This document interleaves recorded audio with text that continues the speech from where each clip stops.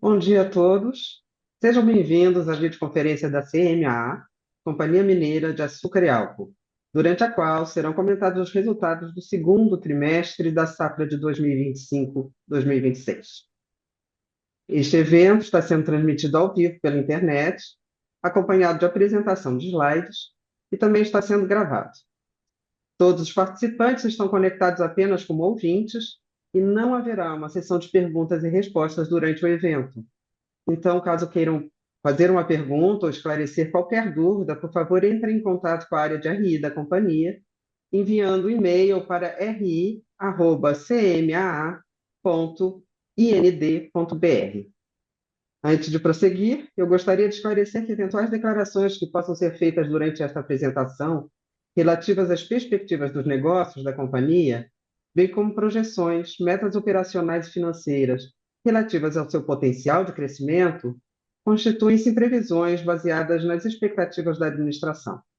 Essas expectativas são altamente dependentes das condições de mercado, assim como o desempenho econômico geral do país e dos mercados internacionais, e, portanto, estão sujeitas a mudanças. Conosco hoje em Uberlândia, na sede da CMAA, estão os senhores Jefferson de Gaspari, CFO, Fernando Falheiros, gerente de controladoria, Marcelo Boschetti, diretor comercial, e Geraldo Magela, gerente administrativo. Para dar início a esse webcast, eu passo então agora a palavra para o Jefferson. Jefferson, por favor, pode seguir. Bom dia a todos. Quero dar as boas-vindas a cada um. Estamos falando aqui diretamente da sede administrativa da CMA, Companhia Mineira de Açúcar e Álcool, aqui na cidade de Uberlândia, no Triângulo Mineiro, onde estão as nossas 3 plantas industriais. As boas-vindas com o nosso suco de laranja, homenagem ao nosso acionista, JF Citrus, e o tradicional pão de queijo de broa, com que nós sempre recebemos os nossos visitantes aqui na companhia. É um prazer mais uma vez estarmos aqui para apresentarmos os resultados do segundo trimestre dessa safra 2025-26 na companhia dos meus colegas e aos quais eu também dou as boas-vindas e o bom dia ao Marcelo. Bom dia. Nosso diretor comercial, Fernando. Bom dia, Jefferson. Bom dia a todos. Nosso gerente de controladoria e Geraldo, nosso gerente administrativo. Bom dia a todos. Dando continuidade, eu passo primeiramente aos destaques que nós temos nesse segundo trimestre. Antes disso, uma introdução. Vivemos uma safra que, naturalmente, como a agricultura é natural, vivemos de ciclos, e essa é uma safra cujo ciclo tem se mostrado bastante desafiador, especialmente pelas questões climáticas que vem impactando desde o ano passado, também nessa safra, e que, portanto, trazem aí um desafio ainda maior às companhias. Nós reforçamos o nosso espírito de respeito ao gerenciamento de risco dentro da companhia, nossa vocação para anteciparmos a movimentos e nos prepararmos para situações como essas que são natural. Como todos sabem, a agricultura vem suportando o crescimento do país já há alguns anos. Viemos de um ciclo de alta de preços de commodity e, nesse momento, estamos vivendo aí um momento de baixa, mas asseguro que todas as iniciativas e todas as medidas necessárias que podem ser feitas, a companhia tem empregado. Esse é o nosso espírito, esse é o nosso esforço e é assim que a gente vai continuar desempenhando o nosso papel como gestores da CMA, Companhia Mineira de Açúcar e Álcool. Continuando, eu destaco aqui os principais pontos e ao longo dessa apresentação estaremos discorrendo um pouco mais sobre cada um deles. Tivemos, no segundo trimestre, 3.762.500 toneladas de cana processada, um crescimento de 1,8% em relação ao mesmo período do ano passado. Produzimos 340 mil toneladas de açúcar, um crescimento de 10%, e 119 mil metros cúbicos de etanol, uma queda de 24,9%.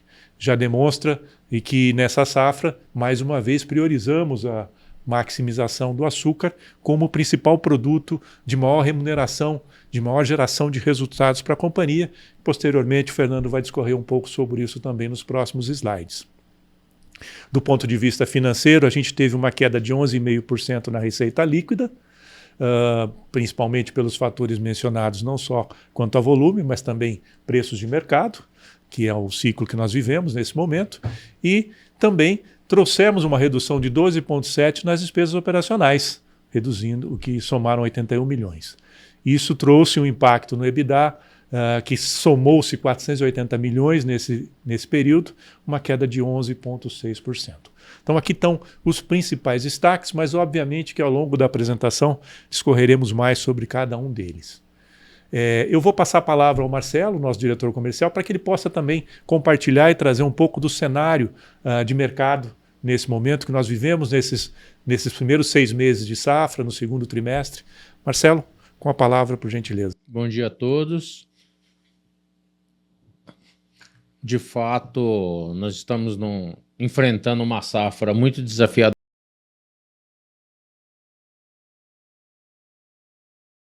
pelas intensas queimadas no segundo semestre do ano passado e a falta de chuva em especial no primeiro trimestre desse ano. Então a gente tem notado nos parceiros, nos nossos vizinhos aqui, problemas semelhantes.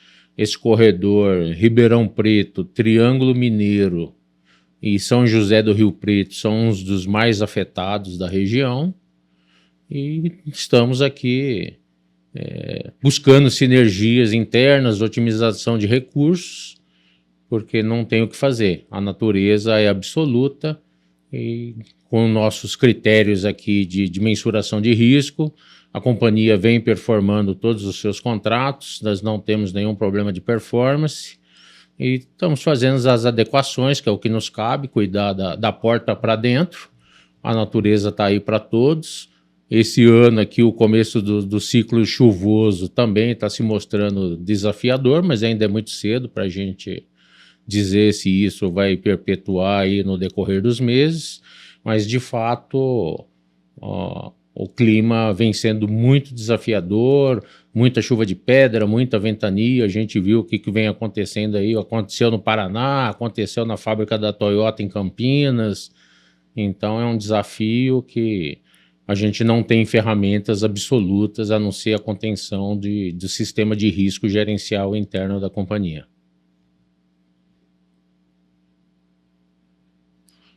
O mercado de hidratado, a gente vê um ciclo de consumo bem equilibrado no decorrer da safra. Os números são bem relativos.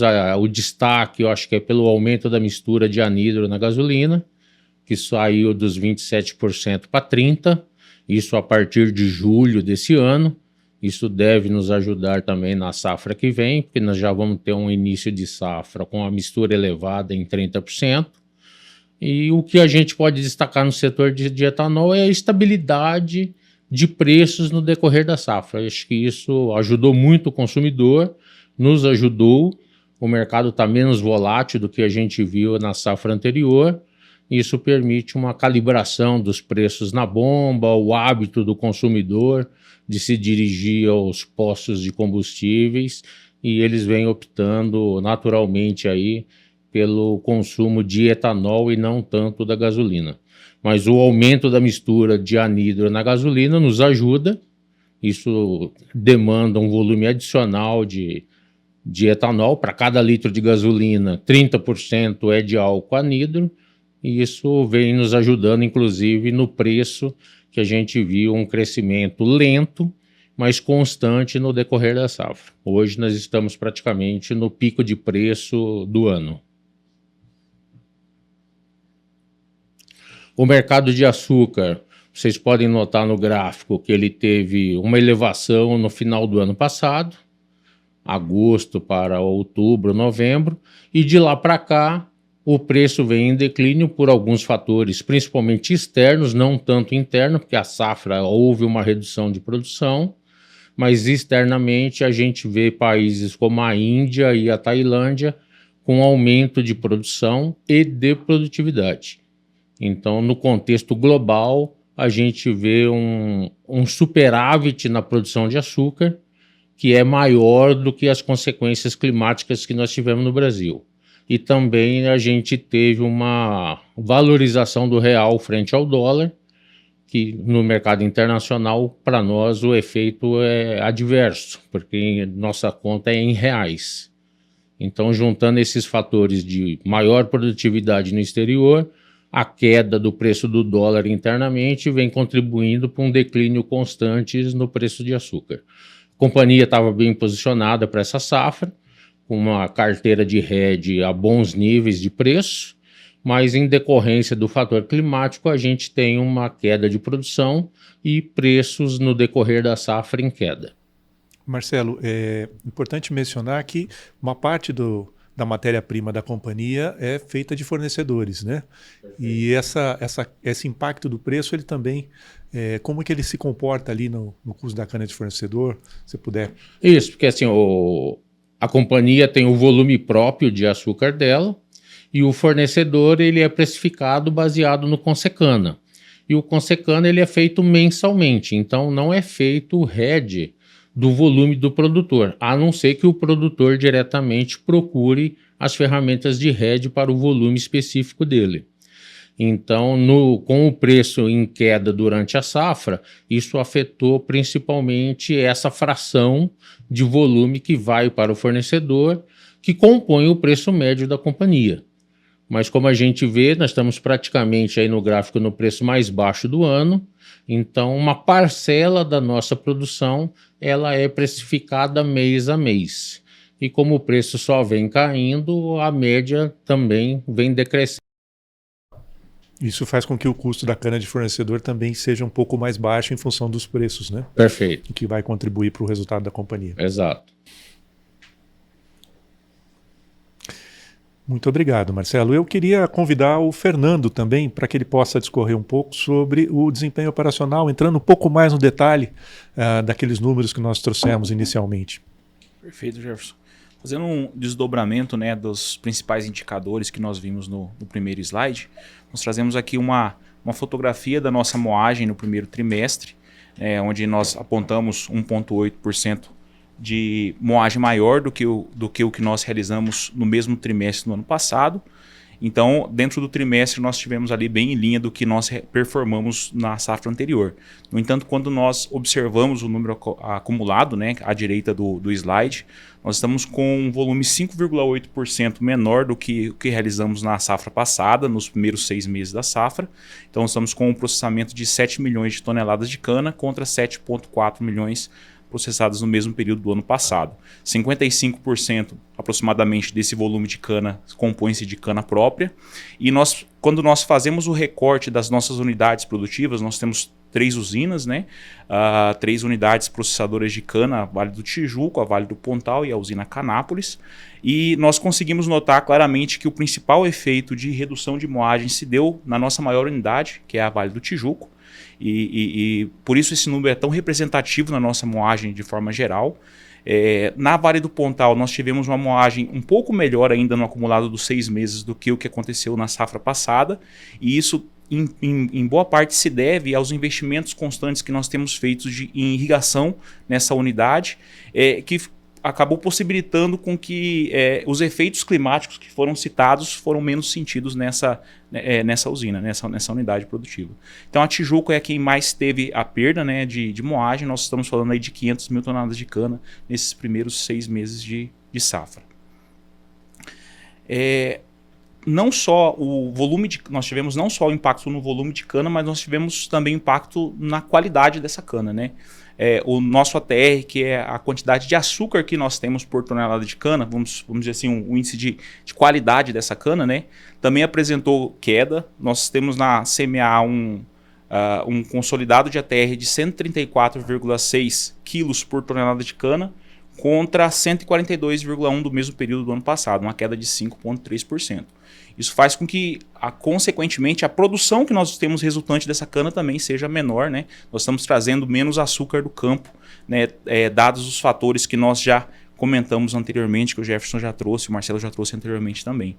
E quando nós falamos de TCH, a quantidade de cana por hectare que nós temos colhido, nós também tivemos uma redução. Essa redução foi de 18,1% no grupo, nesse acumulado dos 6 primeiros meses da safra. Estamos com TCH de 71,1 contra 86,8 do mesmo período do ano passado. A Tijuco, novamente reforçando, foi a que mais sentiu esses efeitos, tanto na parte do ATR quanto na parte do TCH. Falamos aí de efeitos climáticos, né, efeitos de queimadas, e é inédito nós vermos esse efeito combinado, né, de TCH e ATR. Geralmente nós temos uma perda de TCH e um aumento de ATR ou vice-versa. E aí, dado essa combinação de fatores climáticos, nós tivemos aí a redução nos dois principais fatores de rendimento da companhia. Mas como o Marcelo mencionou, nós temos aquele trabalho de benchmark que vocês fazem, né? O time de controladoria faz muito bem, que não é uma questão específica da companhia, né? É uma questão que afetou o setor de uma maneira geral. O Centro-Sul todo foi bastante afetado, né, com as características climáticas desses últimos meses, e como é cíclico, né, nós temos impactos nessa safra ainda referente à safra anterior, né, aquelas ondas de calor, a questão das secas, isso acaba repercutindo aí na região como um todo, não só na CMA. Quando nós olhamos para as nossas produções, nós estamos com uma produção de açúcar maior do que o que nós tínhamos realizado na safra passada. Nesse segundo trimestre, 10% acima do praticado, e no acumulado da safra com 2,2% acima. Isso também é resultado de investimentos que nós fizemos na própria ampliação da fábrica de açúcar. Nós vamos ver no slide à frente que 66% do nosso mix hoje está direcionado para a produção de açúcar, que é o produto onde nós temos a melhor remuneração, e embora nós tenhamos aquele cenário de queda de preço, pela nossa posição de fixação de açúcar no início da safra, isso acabou contribuindo para que não tivéssemos um impacto tão grande no nosso resultado referente à questão do preço do açúcar. Para as pessoas que não tiveram oportunidade de acompanhar as nossas apresentações anteriores, se você puder discorrer um pouquinho mais sobre esses investimentos, como eles foram feitos, falar um pouquinho mais sobre isso para que as pessoas tenham um maior conhecimento. Perfeito, Jefferson. Bom, nós já há 4 anos nós estamos fazendo investimentos constantes. Vou trazer primeiro ali a parte de irrigação na Pontal, que eu citei, né, na fala anterior. São investimentos ligados à irrigação do nosso canavial, a fim de garantirmos a produtividade dele, né? E a gente associou isso à expansão da nossa unidade da Vale do Pontal. Então, a nossa capacidade de processamento de cana na Vale do Pontal também nós estamos já performando uma capacidade de moagem maior, dados os investimentos realizados. E, paralelo a isso, o ano passado nós fizemos um investimento, né, na nossa fábrica de açúcar na Vale do Tijuco. E parte da nossa produção, o ano passado já teve efeito, mas principalmente esse ano nós podemos ver aí a possibilidade de dedicação, né, do caldo da cana, né, para a produção do açúcar, possibilitando aí maximizar essa produção e ter flexibilidade caso o mercado também vire para etanol, mas a gente pode ter esse volume maior de produção de açúcar. Quando nós olhamos também a parte de etanol, consequentemente nós temos uma redução, né, na nossa produção no período, e parte disso é por conta do mix mais voltado para o açúcar, e parte disso por conta de volumes e ATR menor do que nós performamos na safra anterior. Na parte da energia elétrica, como resultado, né, de tudo isso que nós estamos falando, nós temos ali 4,5% a mais de produção no trimestre, mas no acumulado da safra 9,2% a menos do que nós realizamos também nos primeiros 6 meses da safra passada. Essa energia, parte dela, imagino, está sendo consumida também nesses investimentos de irrigação, né, Fernando? Com certeza. A nossa produção de energia ela é dedicada tanto para alimentar, né, as nossas plantas industriais e também os nossos investimentos com irrigação na Vale do Pontal, e o excedente da energia ele é exportado, sendo uma importante fonte de receita para a companhia. Me permite uma parte, já na largada da safra nós vimos que o desafio climático era muito grande, planejamos uma redução de moagem diária de cana para que a gente pudesse extrair um volume maior de açúcar, diminuímos um pouco o ritmo para produzir mais açúcar, que tinha uma rentabilidade maior, e consequentemente a quebra da produção se deu mais no etanol o melhor aproveitamento na produção de açúcar.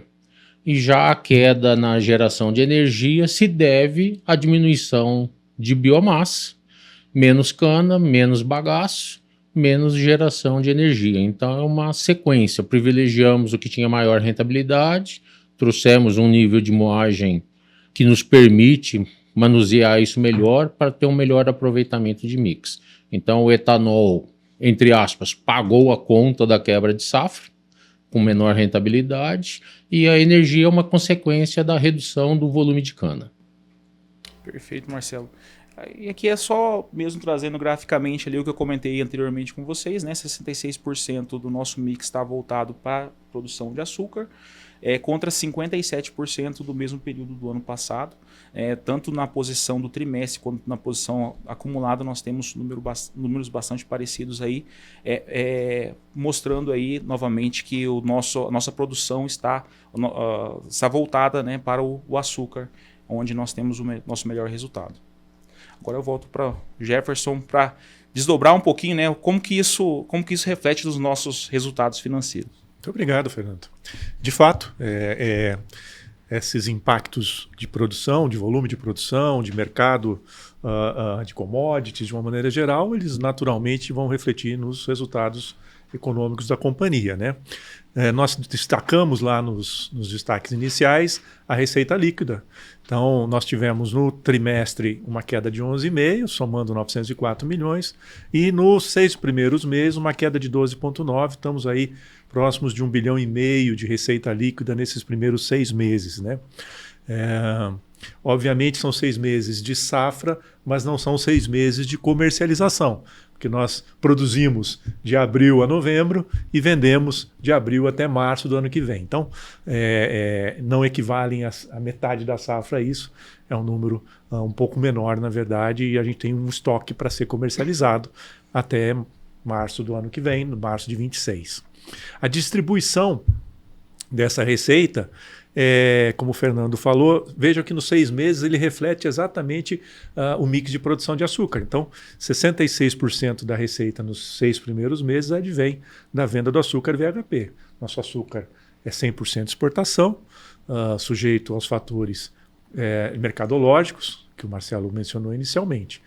A gente tem aí 14% de hidratado e 14% de anidro. Então, do etanol produzido, meio a meio, parte anidro mistura na gasolina e parte hidratado vendido para consumo combustível direto nas bombas dos veículos.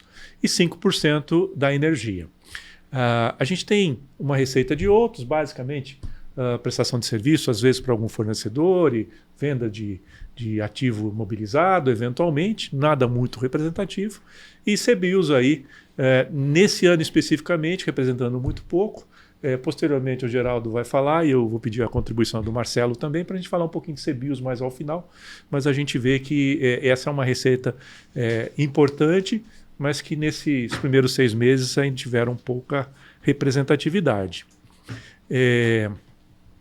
O nosso EBITDA, naturalmente pela queda da receita, ele também sofre um impacto, por mais que a gente tenha buscado e economias de custos para compensá-lo, mas ele não é totalmente compensado. Então a gente tem aí no trimestre uma queda de 11% no EBITDA e nos 6 primeiros meses 16%. No entanto, se nós observarmos que a margem ela se manteve mais ou menos estável, uma pequena queda nos 6 meses, mas, ou seja, a relação de EBITDA em relação à receita, ela se mantém mais estável, mas em valores absolutos, pela queda dos volumes mencionados, ela tem, portanto, uma queda de 16% nos 6 primeiros meses. O nosso lucro líquido ele tem também uma redução, ele veio no trimestre somando 56 milhões e nos 6 primeiros meses um prejuízo de 63. Vou detalhar um pouquinho disso, porque tem um fator aqui que não é financeiro, ele é apenas contábil, mas obviamente econômico, que advém de um item chamado marcação a mercado de valor justo do ativo biológico. Ou seja, é um critério contábil, um conceito contábil relevante que traduz para dentro dos resultados da companhia os impactos do ativo biológico. Então, ou seja, quando nós temos uma queda de preço, como a gente está vendo, independente da nossa área plantada, independente da nossa produção futura de cana-de-açúcar, eu tenho uma queda no valor justo disso, isso vai direto para o resultado. Então, parte relevante desse número, mais de 80 milhões somados, salvo engano, Fernando? É isso mesmo, Jefferson. 83 milhões da perda nesse período refere-se a valor justo de biológico. Biológico. Então, se ajustarmos isso, o nosso resultado se tornaria positivo do ponto de vista financeiro. Isso não é efeito caixa, é efeito contábil, mas naturalmente estão aqui traduzidos e a gente precisa explicar isso, acho que é importante, né? A parte de investimentos, o Fernando discorreu muito bem aí sobre os investimentos que foram feitos, parte deles com a maturidade nessa safra ainda, então ainda temos aí impactos e desembolsos decorrentes de investimentos, quer seja no aumento da fábrica de açúcar da Vale do Tijuco, quer seja no aumento da capacidade produtiva e também na fábrica de açúcar da Pontal, quer seja na irrigação, quer sejam em outros investimentos como máquinas e equipamentos, tanto na indústria quanto na agrícola, e investimentos de infraestrutura, que também são naturais. A gente tem grandes investimentos em estradas, rodovias, que a gente participa em PPPs, e também nas estradas rurais. Então, mas o nosso maior investimento está ali na formação de canavial, que é o nosso negócio, é a nossa longevidade, aqui traduzidos. Então, a gente tem os números do segundo trimestre aí, mas podem notar que a gente já tem uma queda em relação ao ano passado, já reflexo das medidas que foram tomadas, estão sendo tomadas pela companhia, no sentido de preservação de caixa, como uma forma de gerenciamento de risco. Então, no segundo trimestre do ano passado, 456 milhões, nesse segundo trimestre, 377. Isso mostra aí a nossa resiliência e a nossa rápida ação para mitigar efeitos climáticos, impactos de efeitos climáticos, impactos de efeitos de mercado, de uma maneira geral. Então, esses são os principais números. E aí, traduzindo no nosso endividamento, como eu mencionei, nosso histórico da companhia são antecipações de movimentos, ou seja, somos precavidos, a gente, antes que as coisas aconteçam, a gente já se prepara para aquilo, e um dos fatores sempre foi e tem sido a nossa gestão financeira. Então, mantemos aí nosso rigor nas dívidas de longo prazo. Sempre dissemos que mais pode prejudicar os nossos negócios, até pelo capital intensivo muito forte, é o fluxo de caixa, não é o P&L, mas ambos são importantes. Então, por isso, a gente tem aí, em 30 de setembro, 87% da nossa dívida no longo prazo. Mais adiante eu vou detalhar um pouco como é que está esse cronograma, e 13% no curto prazo. Vejam que uma melhora em relação ao ano passado, ou seja, a gente mantém a disciplina de manter a dívida dentro de um patamar estável, mas sempre alongada, o que nos permite suportar momentos como esse que a gente está vivendo. A nossa relação dívida bancária EBITDA, ela cresce por conta dos investimentos feitos, parte deles ainda não estão gerando resultado, parte já começam a gerar. Então, por exemplo, o investimento na expansão da usina Vale do Pontal ele eleva a capacidade para 3,7, devemos moer 2,7, ainda temos aí um espaço de crescimento. Então, nem todo aquele investimento ainda está gerando o resultado esperado, ele levará algum tempo. Com isso, a gente tem ali um aumento, além do fato da queda do EBITDA em função dos fatores anteriormente explicados. Mas, mesmo assim, temos aí um patamar de 1,3 relação dívida líquida EBITDA, nossa dívida líquida somando 2 bilhões aí nesse 30 de setembro. E quando olhamos o cronograma de amortização da dívida, podem observar que tem um gráfico mais longo lá, no mais de 7 anos, exatamente o que nós dissemos anteriormente, de que a gente mantém a disciplina de termos um endividamento mais no longo prazo. Tem algumas dívidas aqui de 1 a 2 anos, 2 a 3, mas sempre dentro de um patamar adequado, sempre dentro de aspectos que nos permite fazer os movimentos necessários para a manutenção da dívida sob controle. Quando olhamos sobre o ponto de vista de indicadores, isso traz um fator interessante. a maior parte da nossa dívida naturalmente é CDI, até porque o nosso caixa aplicado está remunerando em CDI, então eles se compensam. E a gente tem uma parte da dívida em IPCA, que é basicamente inflação, que também está redeado com os nossos contratos de energia, que são reajustados a IPCA. Mas quando nós observamos o comportamento nesses primeiros 6 meses dessa safra, a gente vê aí uma taxa de juros Selic, e, portanto, impactando no CDI bastante alta, mas a gente vê um IPCA mais sob controle. Então, assim, isso faz um balanço muito bom. A gente nunca está só numa posição ou só em outra, a gente sempre mantém esse mix, o que nos dá um certo conforto de gestão do nosso nível de endividamento, da nossa capacidade de geração de caixa e de manutenção das operações e do crescimento da companhia. Tá bom? Então, em linhas gerais, só para fechar aqui, mantemos a nossa liquidez corrente, 1,2, 1,3. É um número que nós entendemos que faz muito sentido, porque nos traz ali um custo de carrego mais baixo, mas mantém a condição de melhores gestões do comercial para vender no melhor momento, capturar os melhores preços, melhor gestão do contas a pagar, do nosso fluxo de caixa. Esse é o número que nos dá certo conforto. E a gente apresenta aqui também, sempre excluindo os efeitos do IFRS 16 e dos derivativos, para que possamos ter uma visão mais clara daquilo que de fato impacta no nosso caixa propriamente dito. Como eu mencionei, assim como a marcação a mercado ativo biológico, o IFRS 16 também não tem efeito caixa imediato, é apenas uma atualização da dívida futura dos contratos de arrendamento, e quanto mais longo eles são, maior é o impacto, mas ao mesmo tempo maior é a longevidade da empresa, a garantia de continuidade dos negócios, então o que para nós é muito positivo. Mas a gente isola aqui para poder demonstrar um pouco um número mais justo daquilo que efetivamente eu tenho em caixa. Para cada R$1 de dívida eu tenho R$1,40 em caixa, pronto para suportar qualquer oscilação de mercado ou qualquer impacto não previsto anteriormente. Linhas gerais, eu vou passar a palavra agora ao Geraldo, para que ele possa compartilhar conosco a parte de ESG. Marcelo, fique à vontade também para contribuir. Muito obrigado, Jefferson. Obrigado mais uma vez aqui pelo convite.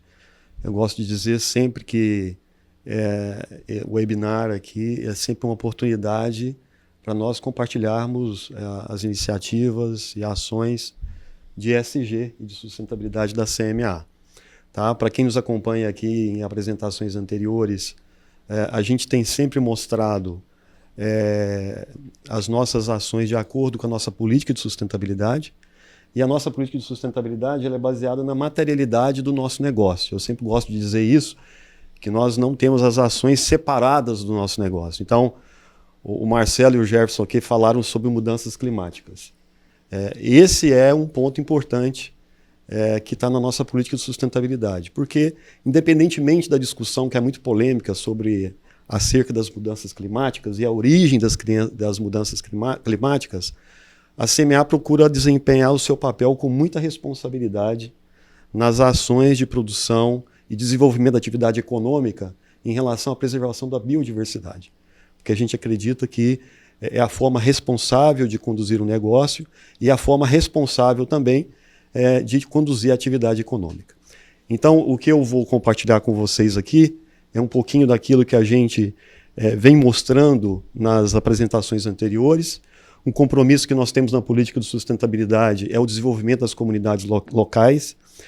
O nosso negócio dos mais de 140 mil hectares de cana plantada, essa área ela passa por mais de 15 municípios no estado de Minas Gerais e Goiás, e, portanto, nós temos comunidades nesse entorno.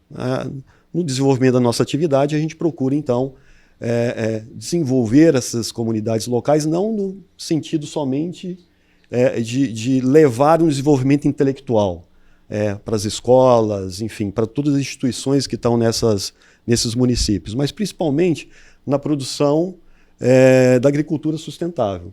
Então, eu estou falando isso porque nós trazemos aqui a Escola Verde.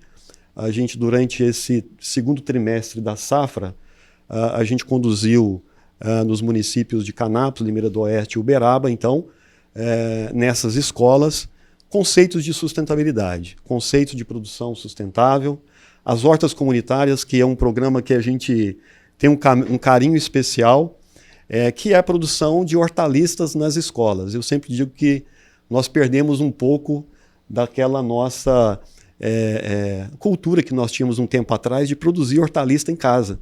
Então a gente tem tido a oportunidade de resgatar isso nas escolas. E eu trouxe até aqui as pessoas que são impactadas por isso, não só os alunos e os professores das escolas, mas as famílias também, porque a produção ela é levada para as famílias. Então essa produção de hortaliças é utilizada para merenda escolar, mas o excedente é levado para as famílias, é por isso que a gente coloca aqui esse impacto também nas famílias dessas crianças. E alguns projetos socioambientais que a gente conduz também, que eu coloquei aqui, a doação de cobertores, uma ação importante a partir do nosso voluntariado, que nós temos dentro das nossas unidades. O cinema e teatro na roça, que nós usamos como temática esse ano a abordagem dos incêndios e, portanto, uma forma mitigadora das mudanças climáticas. A gente procura, através desse cinema e teatro na roça, levar para as crianças o conceito de evitar queimadas, de preservação do meio ambiente através de ações que eliminem as condições para as queimadas, porque isso tem um impacto grande, não só para o nosso setor, mas para toda a sociedade. E a entrega dos kits escolares aqui para o Patrulheiro Mirim, que também é uma ação social que nós temos junto à Polícia Militar, de desenvolvimento de crianças que vêm de situação de vulnerabilidade social. E aí eu vou convidar também vocês conhecerem um pouquinho mais desses programas que a gente conduz lá no nosso site também, no nosso relatório de sustentabilidade.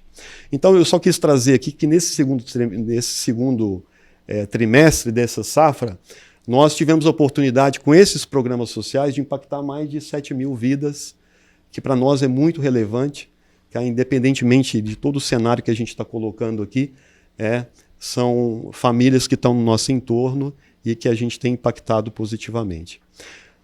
O Jefferson já havia citado aqui anteriormente uma ação importante também no desenvolvimento das comunidades locais, é a questão da mobilidade, principalmente na zona rural, e nessas áreas onde nós temos atuação direta. Então, portanto, nós temos algumas parcerias com o poder público de obras de infraestrutura para melhorar a mobilidade. É claro que nós temos um interesse do ponto de vista de escoamento de produção, e isso nos favorece também, mas também, consequentemente, a gente melhora a infraestrutura dessas regiões onde nós atuamos. Então, nós temos uma obra especificamente aqui, na unidade de Canápolis, que é exatamente um trecho de 3 quilômetros, um trecho pequeno, mas que faz a ligação de uma importante rodovia que passa em frente à usina e que tem a ligação na cidade de Canápolis. Então, a gente está beneficiando também aqui as comunidades que estão no entorno desse trecho. Geraldo, como você mencionou, né? Quer dizer, a companhia CMA levando desenvolvimento para as comunidades próximas do entorno. Eu me lembro de uma obra que você já trouxe em apresentações anteriores, ali de Limeira do Oeste, em que todo o asfalto foi feito passando em frente a uma escola na zona rural, que já tinha toda uma dificuldade, às vezes, de acesso das crianças, né? Perfeito. A gente, bem lembrado aqui, Jefferson, a gente tem reportado outras obras que já foram concluídas, né? Esse trecho que o Jefferson está se referindo é um trecho de 30 quilômetros de pavimentação, uma obra que levou 3 anos, e que ele atendeu 5 comunidades. 5 comunidades, dentre elas uma escola, que é a Escola Honório, que fica no município lá de Limeira do Oeste, tá? E é muito bonito porque, na verdade, a rodovia ela passa exatamente em frente à escola e que o pátio da escola, inclusive, foi pavimentado também. Então é motivo de alegria para nós vermos ali a infraestrutura acontecendo na realidade e melhorando essa mobilidade das crianças que moram ali na zona rural, não moram na cidade, moram na zona rural e que vão ali de van com transporte escolar para a escola. Então, que foi um impacto muito positivo nesse caso, Jefferson. Eu acrescentaria nesse item da mobilidade, o melhor fluxo logístico para a companhia, consequentemente uma redução dos custos de transporte, dos produtos, de segurança, deslocamento dos nossos colaboradores, e da comunidade. A ambulância chega mais rápido, o bombeiro chega mais rápido, as peruas escolares também passam a ter muito mais segurança nos seus deslocamentos. Então, de fato, é um desenvolvimento que todos ganham, ninguém perde, é um ganha-ganha geral. Perfeito, Marcelo. Então, nós temos aqui 90% desse trecho concluído em Canápolis e possivelmente aí até final, início do ano que vem, nós teremos a obra 100% concluída. Aqui também eu gosto de trazer muito as nossas ações internas, também ligadas à nossa responsabilidade, eu diria, social, com os nossos colaboradores, importante stakeholder também da companhia, que é o tema de saúde e segurança. Nós temos implementado, iniciamos em 2023, um programa importante de transformação cultural de saúde e segurança. Esse programa, ele visa, nós temos como objetivo principal o zero acidente. Então, é a implementação de um modelo de excelência baseado, enfim, na criação de políticas, diretrizes, para que realmente a gente tenha condições de avançar e chegar no zero acidente. A gente tem colhido excelentes resultados, e reduzido drasticamente aí, os eventos, né, que envolvem risco e perseguindo até 2027, que é aí o final desse projeto. Então, aqui eu trouxe que nesse segundo semestre, ao longo dessa safra, me desculpe, nós desenvolvemos quase 160 atividades que foram realizadas na evolução da implantação desse projeto. Aqui eu vou comentar um pouquinho, um pouquinho diferente que eu trago nas versões anteriores, não de CBIOS, Marcelo, que nós comercializamos no segundo semestre, mas de um dado importante que nós aumentamos a nossa elegibilidade diária nessa recertificação que nós fizemos agora no RenovaBio, e nós aumentamos então em 13% da nossa área elegível na Vale do Pontal, unidade Vale do Pontal, e em 3% na unidade Canápolis. Geraldo, mas o que isso significa, afinal de contas? Significa, então, que nós fomos mais eficientes no atendimento aos requisitos do programa RenovaBio, no atendimento dessas áreas elegíveis, né? No final das contas, isso se traduz, pessoal, de uma forma de ter uma produção mais sustentável, tá? E preservação ambiental. No final das contas é isso. Cumprir mais requisitos do RenovaBio se traduz nisso. Então é uma informação extremamente importante no nosso contexto, porque nós nos tornamos um pouquinho mais eficientes no programa. E trazendo aqui da Bom Sucro, que é outra certificação importante para nós, nós tivemos aí auditorias de recertificação, manutenção da certificação, em agosto na Vale do Pontal e em setembro em Canápolis, já na última versão, né, Marcelo, do Bom Sucro, que traz, inclusive, todos os atendimentos dos requisitos ligados, inclusive, ao ESG, à sustentabilidade. Deixar também, Marcelo, se você quiser também aí acrescentar um pouquinho mais sobre o RenovaBio, fique à vontade. Sim, o Jefferson comentou no início da apresentação que a receita do RenovaBio nessa safra não está sendo relevante. O programa vem sofrendo constantemente questionamentos legais de obrigar os distribuidores de combustíveis a comprar os créditos de incentivo de um combustível renovável, mas isso é um processo que a gente observa que acontece globalmente. Sempre que tem um programa que alguém é obrigado a assumir o custo por um produto que é poluente, tem os questionamentos, isso vem acontecendo, isso desobriga parte desses distribuidores de compensarem as suas emissões, consequentemente a demanda pela procura dos CBIOS diminui e isso reflete no preço. Mas recentemente o STF fez maioria, confirmando o embasamento legal do RenovaBio, e possivelmente essas ações tendem a diminuir e talvez decisões em breves aí positivas para tornar obrigatória a adesão dessas emissões. Então a gente acredita que a partir do ano que vem ele pode voltar a ter o benefício de crescimento dessa demanda dos distribuidores de combustíveis fósseis. Que vale destacar, Marcelo, que é independente, né, como você colocou, alguns distribuidores, etc., questionando, independente disso, a companhia mantém, e está aqui comprovado, né, o seu respeito ao meio ambiente, a sua busca de melhoria de eficiência, a sua busca de economia de carbono, né, ajudando de certo modo todo o meio ambiente, independente de ter receita ou não disso. É um dos valores da companhia. Sem dúvida. Todas essas certificações, o SAF vai passar por isso. Então, os navios também estão buscando o combustível com tecnologia, com menos poluentes, e isso gera, em algum momento, alguém tem que pagar essa conta. E, normalmente, isso vai para a cadeia do consumidor e gera inflação. Então, tem sempre esses questionamentos. Então, passagem de avião já não está barata. A hora que entrar o SAF, esse preço tende a subir, gera inflação, aí tem todo um ambiente econômico, político, também de questionamentos. Hoje ele é por adesão, a partir de 2027 vai ser mandatório, aí as empresas de aviação, as empresas de embarcações também terão um cumprimento mandatório para serem feitos. E isso gera questionamentos, é um processo natural, e a gente já observou isso na Europa, na Ásia, nos Estados Unidos, mas esse é um caminho que ele pode ser um pouco mais lento, mas ele não tem volta.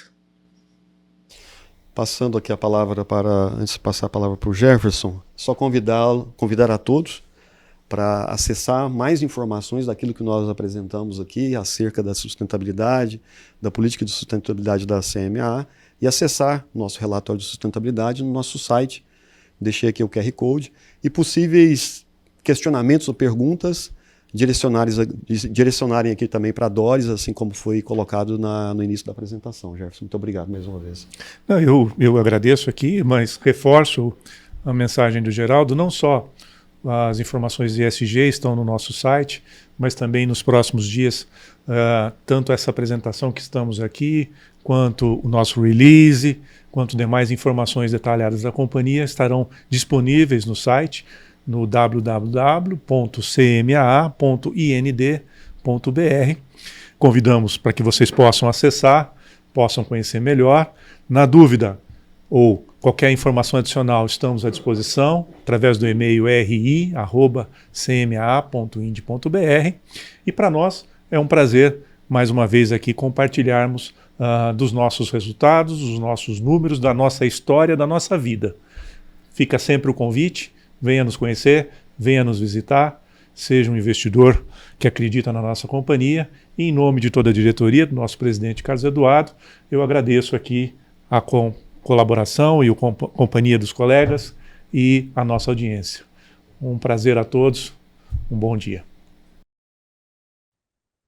Então, estamos encerrando agora esse webcast da CMAA. Lembrando que a área de RI da companhia está inteira à disposição para esclarecer quaisquer dúvidas que tenham por meio do e-mail ri@cmaa.ind.br. Muito obrigado pela participação de todos. Tenham um bom dia.